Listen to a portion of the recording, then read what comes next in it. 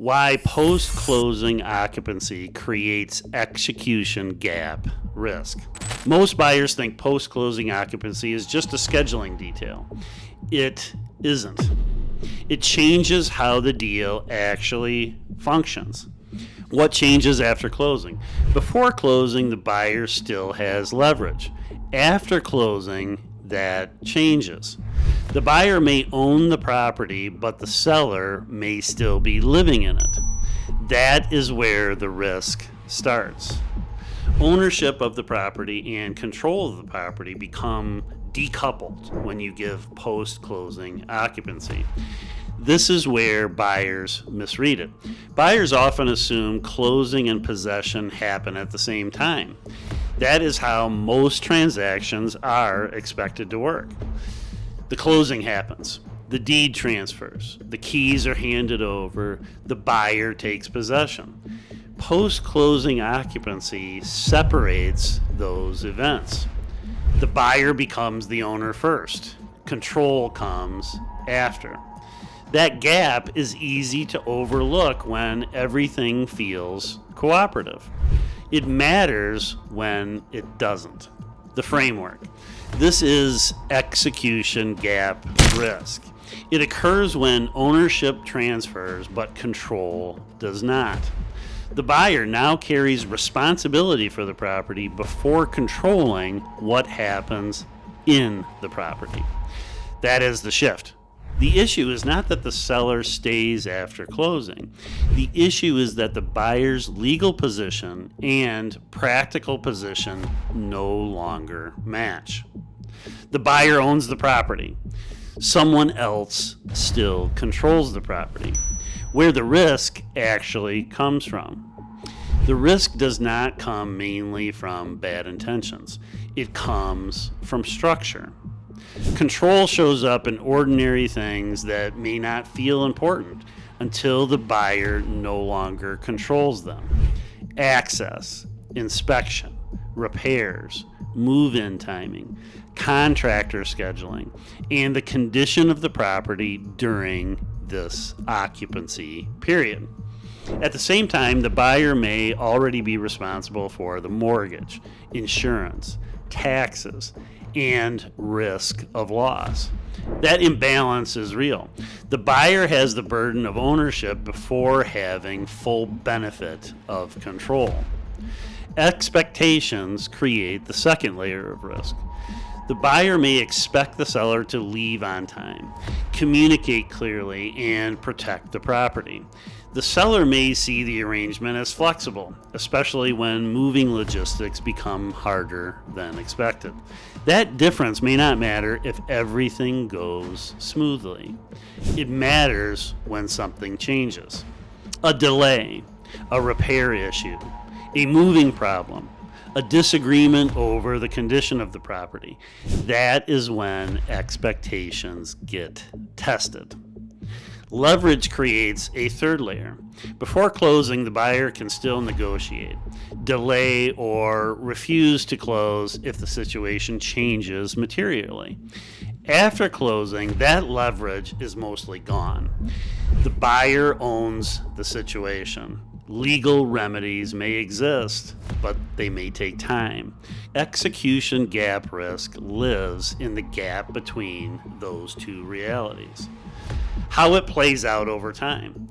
At first, post-closing occupancy feels manageable. The relationship is positive. The seller's rationale seems reasonable. The timeline appears clear. Then the structure changes. The buyer owns the home. The seller is still inside.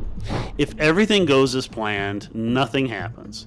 If something does not go as planned, the buyer feels it immediately. A delayed move-out, a condition issue, a utility problem, a contractor who cannot access the property, personal property left behind, a buyer who cannot begin using, repairing, managing, or preparing the home. That is where ownership alone is not enough. Northern Michigan context. In northern Michigan, this shows up more often than many buyers expect.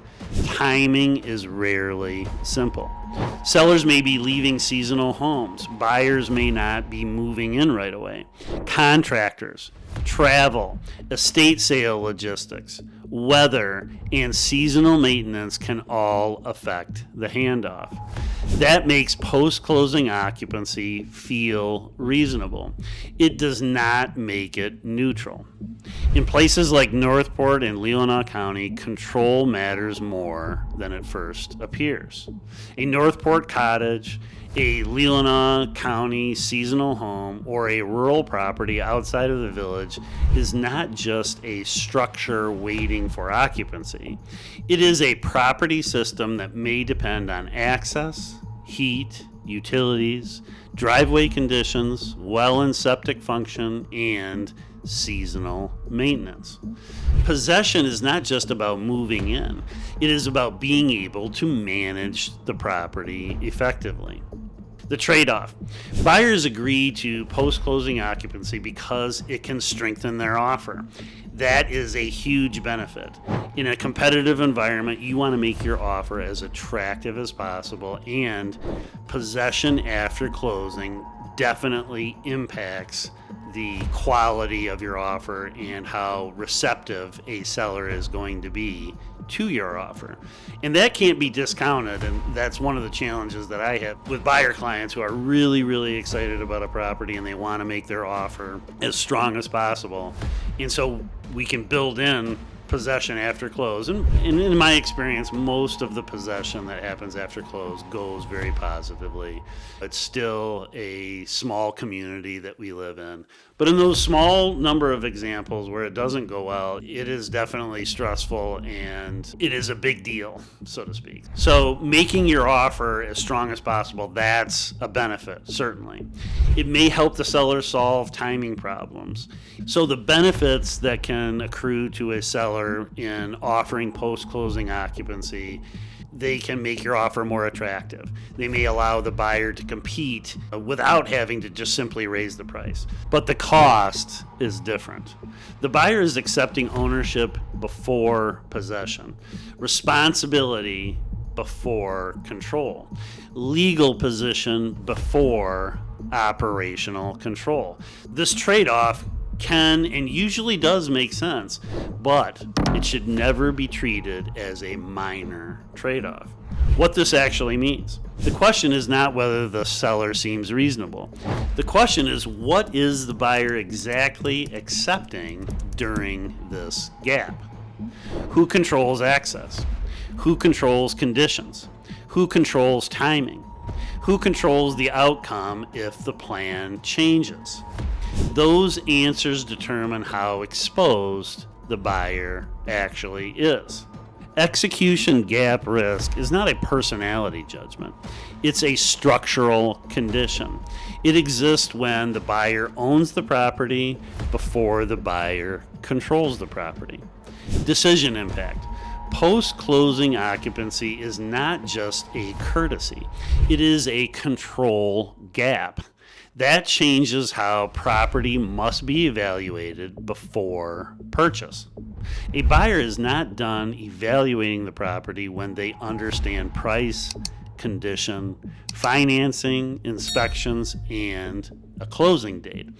They also need to understand when control actually transfers. Ownership alone does not secure the outcome. Control does.